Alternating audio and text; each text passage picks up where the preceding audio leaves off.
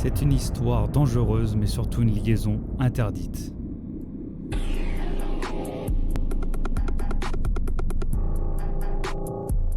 Pour cette histoire, remontons le temps au XVIIe siècle. Mariana est issue d'une famille noble espagnole vivant en Italie. Son père, rigide et autoritaire, l'envoie au couvent contre son gré dès l'âge de 13 ans. Elle y devient sœur Virginia Maria et elle renonce à jamais à sa vie d'avant.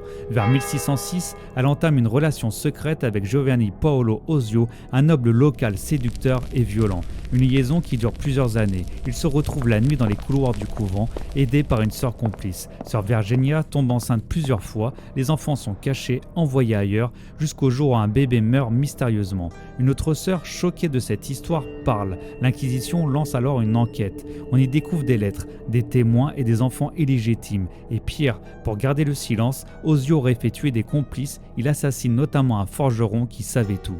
En 1608, Osio est condamné à mort, mais il s'échappe. Il sera abattu peu après par un prêtre. Quant à sœur Virginia, elle est jugée par un tribunal ecclésiastique. Elle échappe de peu au bûcher, mais la sentence est terrible. Elle est emmurée vivante dans une petite cellule à l'intérieur même du couvent. Pendant 13 ans, elle vit dans le noir, isolée, nourrie par une trappe. On raconte qu'elle perd la parole et que ses murs étaient griffés. En 1621, elle est libérée par un décret du pape. Elle passera le reste de sa vie cloîtrée dans un profond mutisme jusqu'à sa mort en 1650. Des siècles plus tard, certains disent encore entendre des gémissements dans l'ancien couvent de Monza. Si cette histoire t'a plu, n'hésite pas à liker et à t'abonner à la bibliothèque interdite.